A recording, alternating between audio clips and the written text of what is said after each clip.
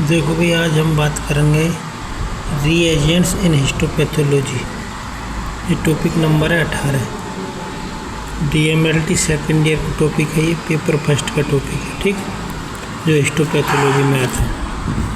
इसमें बोलना इंट्रोडक्शन में हिस्टोपैथोलॉजी यूज केमिकल और tissue fixation, processing and staining. मतलब हिस्टोपैथोलॉजी यूज करती है, क्या यूज करती है? केमिकल्स और किसके लिए? टिश्यू फिक्सेशन के लिए, प्रोसेसिंग के लिए एंड स्टैनिंग के लिए, ठीक है ना। सच एज, जैसे कि नॉर्मली यूज होते हैं, क्या यूज होता है? फिक्सेशन के लिए क्या यूज होता है? फॉर्मेलिन होती है।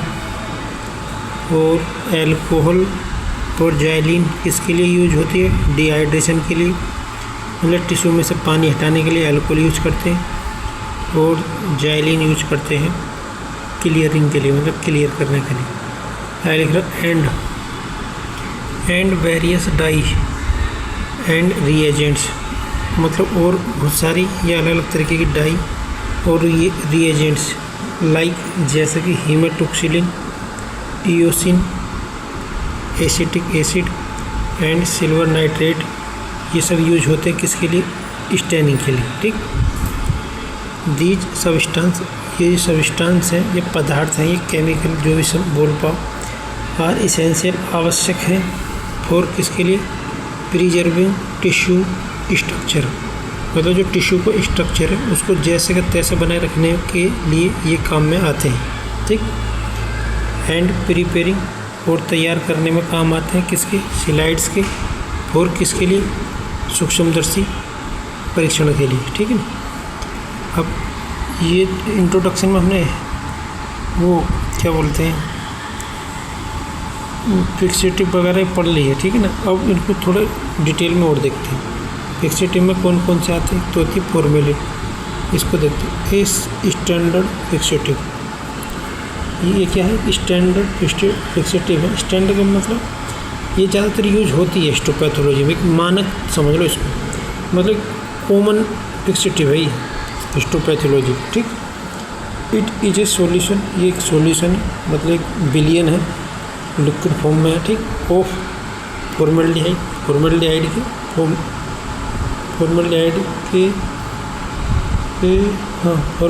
के विलियन है ये, ठीक है ना। दैट, जो कि प्रिजर्व करता है। प्रिजर्व को मतलब किसी चीज़ को बना के रखना। कैसा बना के रखना? जैसे हमने बॉडी में से टिश्यू निकाल ली, वैसे को वैसी बना के रखेगी, और 6 महीने, 1 साल, 2 साल या 1 दिन 2 दिन, जितने की हमें ज़रूरत है उसके हिसाब से रख लेंगे उतने दिन के लिए। अगर लिख रहा हो टिश्यू फ्रॉम डीजेनरेशन, मतलब जो टिश्यू की जो डीजेनरेशन है, मतलब धीरे धीरे ख़राब होने की जो प्रोसेसिंग है उसको रोक के रखेंगे, ठीक है। आगे है बोइन सॉल्यूशन। बोइन के सॉल्यूशन में क्या?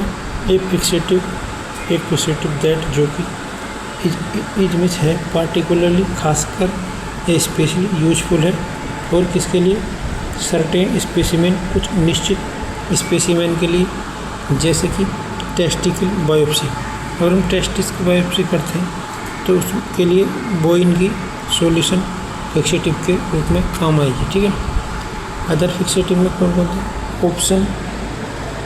ऑप्शन लाइक जेंगर की फ्लूइड, हेली की फिक्सेटिव एंड वेरियस एल्कोहलिक और बफर्ड सॉल्यूशन। इसमें और कई सारे एल्कोहलिक और बफर सॉल्यूशन भी हैं, आर आल्सो यूज्ड, और भी यूज होते हैं। डिपेंड करता किस पे? कौन स्पेसिफिक टिश्यू, मतलब तुम्हारा टिश्यू किस ऑर्गन से निकाला गया बॉडी के, उस पर डिपेंड करते हैं। एंड स्टैनिंग नीड्स, और तुम्हें किस टाइप की स्टैनिंग की ज़रूरत है उसके हिसाब से इसमें डिपेंड करेगा, ठीक है। देखिए आगे लिख रहा है प्रोसेसिंग एंड एम्बेडिंग। वैसे ये हमारा जो टॉपिक है रीएजेंट इन हिस्टोपैथोलॉजी, उसमें ये नहीं है, लेकिन फिर भी मैं तुम्हें थोड़ी बता देता हूँ। Process and embedding. एल्कोहल क्या करेगी? Use to remove water from tissue, ये जो है टिश्यू से क्या है? वाटर हटा देगी, और एल्कोहल को हम यूज करेंगे तो केमिकल के थ्रू। जाइलिन क्या करते हैं, एक क्लियरिंग एजेंट, ये क्लियर करती है, क्लियर एजेंट है। यूज्ड काम में का आता है या प्रयोग में आता है किसके, टू मेक बनाने के लिए द टिश्यू ट्रांसपेरेंट, टिश्यू को जो क्या करती है, ट्रांसपेरेंट बनाती है, ठीक है। फॉर एम्बेडिंग, एम्बेडिंग के लिए। ओपन सब्सटीट्यूट, ये अक्सर सब्सटीट्यूट के तौर पे यूज होती है, ठीक है ना। विद लेस टॉक्सिक, कि कम टॉक्सिक है। अल्टरनेटिव, मतलब इस ये अल्टरनेटिव यूज होती है। हम ट्रांसपेरेंट बनाने के लिए जाइलिन का यूज नहीं करते, पर अगर मान लो जो दूसरे केमिकल को हम यूज करते वो नहीं है, तब हम जाइलिन को यूज करते हैं, ठीक। पैराफिन क्या कह रहा है, ये सॉलिड मटेरियल, एक सॉलिड मटेरियल है, यूज टू एम्बेड, जो कि एम्बेड में यूज किया जाता है। एंड सपोर्ट करता है इसको, टिश्यू सैंपल को, और सेक्शनिंग के लिए, मतलब कि जो टिश्यू को थोड़ा हार्ड कर देगा, ठीक, जिससे सेक्शन कट करने में आसानी हो जाएगी। अब जैसे ये हेडिंग थी प्रोसेसिंग एंड एम्बेडिंग, वैसे की हेडिंग स्टैनिंग एंड माउंटिंग। इसमें स्टैनिंग में सबसे पहले कौन सी डाई यूज करते हैं, हीमाटोक्सिलिन है जो ज़्यादातर यूज होती है। इसमें पढ़ते हैं क्या करें। A nuclear stand often used with eosin in routine testing. ये कह रहा है ए न्यूक्लियर स्टैन, ये क्या है कि न्यूक्लियर स्टैन है, ऑफन अक्सर यूज प्रयोग की जाती है विद किसके साथ, ईओसिन के, इन रूटीन टेस्टिंग में। यहाँ पर H&E, हीमाटोक्सिलिन एंड ईओसिन, ठीक। आगे देखते हैं, अब ईओसिन में देखते हैं। एक काउंटर स्टैन, ये क्या है, एक काउंटर स्टैन के तौर पे यूज होती है। दैट स्टैन, जो कि स्टैंस करते किसको, साइटोप्लाज्म बोले तो जीव द्रव्य बोलते हैं इसको शायद, ठीक है। कोशिका द्रव्य भी बोल सकते हैं, मतलब कोशिका के अंदर एक फ्लूइड टाइप का भरा रहता है जिसमें सेल ऑर्गेनेल रहते हैं, उसको साइटोप्लाज्म बोलते हैं, ठीक है। यूज्ड इन कंजक्शन विद हीमाटोक्सिलिन, ये काउंटर स्टैन के रूप में यूज होती है। मतलब पहले जैसे हीमाटोक्सिलिन या कोई सी भी डाई सेल को स्टैन करेंगे या टिश्यू को, उसके बाद में जो टिश्यू के जो ऑर्गेनेल्स हैं, जैसे कि एंडोप्लाज्मिक रेटिकुलम है या माइटोकॉन्ड्रिया है या न्यूक्लियस है, वो जो है हीमाटोक्सिलिन को या किसी भी डाई को एब्जॉर्ब कर लेंगे। फिर उसके बाद ईओसिन डालेंगे, तो कुछ जो ऑर्गेनेल्स हैं वो उस पहली वाली डाई को जो है छोड़ देंगे, ठीक है ना। तो इसको बोलते हैं काउंटर स्टैन, इसीलिए इसको काउंटर स्टैन के रूप में यूज करते हैं। ग्राम, ये इसको मैं कभी पढ़ाऊँगा तो मैं कहीं ना कहीं आ गई टॉपिक में आगे, ठीक है, या DMLT फर्स्ट ईयर में पढ़ाऊँगा इसको। ग्राम स्टेन्स में क्या है, ग्राम स्टेन्स में है a differential stain use to classify bacteria. ये जो एक डिफरेंशियल स्टेन बोले तो ये डिफरेंट, ये अलग अलग करती है, ठीक है ना। जैसे ग्राम पॉजिटिव बैक्टीरिया को, ग्राम नेगेटिव को, इस टाइप से। अगर देख लो यूज टू क्लासीफाई, जो कि प्रयोग की जाती है क्लासीफाई, वर्गीकरण करने के लिए किसके, बैक्टीरिया को। जैसे कि acetone is often used in this process, जैसे कि इसमें एसीटोन प्रयोग में पाई जाती है ग्राम स्टेन। सिल्वर नाइट्रेट में पढ़ें तो used in stains to visualise reticular fibres and other structure. ये किस में यूज होती है, स्टेन्स टू विजुअलाइज, स्टैनिंग में जो विजुअलाइज देखने के लिए करते हैं रेटिकुलर फाइबर्स को या other structure. Acetic acid used in various staining technique, ये बहुत सी स्टैनिंग तकनीक में प्रयोग में लाया जाता है, जैसे कि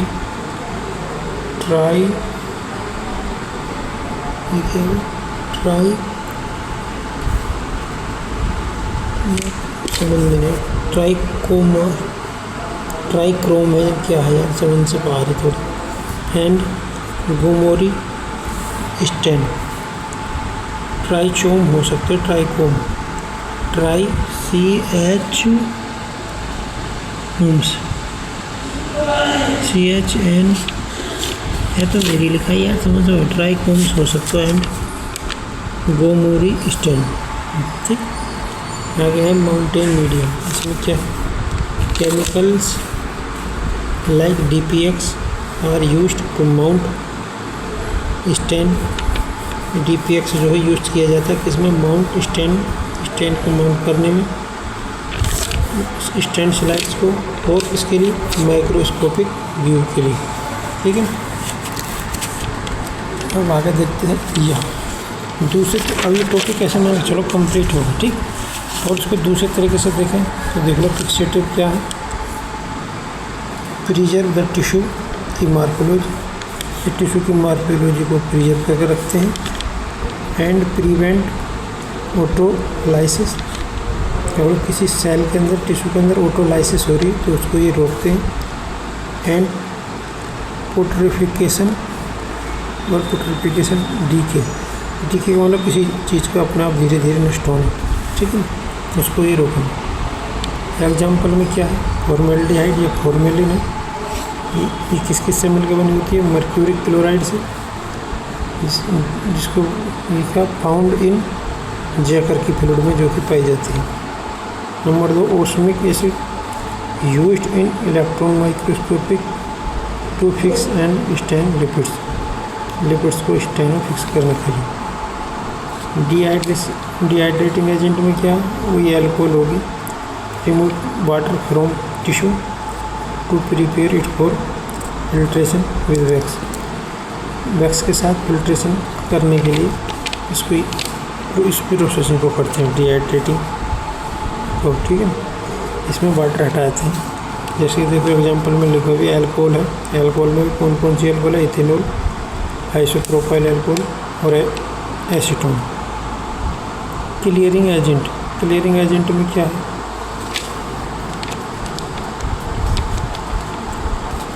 क्लियरिंग एजेंट में है टू मेक टिश्यू, एक टिश्यू को क्या करता है, ट्रांसपेरेंट बनाते हैं। बाय डिस्प्लेसिंग को मतलब हटाकर। द डिहाइड्रेटिंग एजेंट, जो डिहाइड्रेटिंग एजेंट है जैसे अल्कोहल है उसको हटा के। एंड क्रिएटिंग, और एक निर्माण करती हैं किसका, एक माध्यम का, दैट जो कि मिशेबल है, विद बोथ मतलब मिक्स है, विद बोथ दोनों के साथ, द एल्कोहल और एम्बेडिंग मीडियम के साथ, जैसे कि पैराफिन वैक्स। इसमें एग्जांपल है जाइलिन। ठीक है ना, जाइलिन के अलावा GFC सॉल्यूशन भी है। आगे लिखो कंबाइन ऑफ एल्कोहल और आइसोप्रोपेनॉल। ठीक, अब एम्बेडिंग मीडियम में देखते हैं, टू प्रोवाइड सपोर्ट प्रोवाइड करते हैं फॉर द टिश्यू को। सो इसलिए it can be sliced into very thin section. ये क्या करती है, सपोर्ट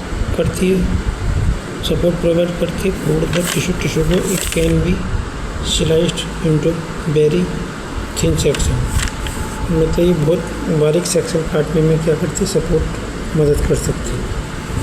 एग्जांपल में सब पैराफिन वैक्स हो गई, मोस्ट पॉपुलर है एम्बेडिंग मीडियम के लिए। आगे 5 नंबर पे stain, to stain different cellular components. ये क्या करती है, डिफरेंट अलग अलग करती है किसको, सेल्यूलर कंपोनेंट्स, जैसे कि हीमोटेक्सुलिन और इओसिन। स्पेशल स्टेन्स भी है, जैसे कि म्यूसिकामीन, स्चिप रिएजेंट, स्चिप ने को चिप रिएजेंट बोलते देखिए, सूडान ब्लैक ऑयल, रेड ओ।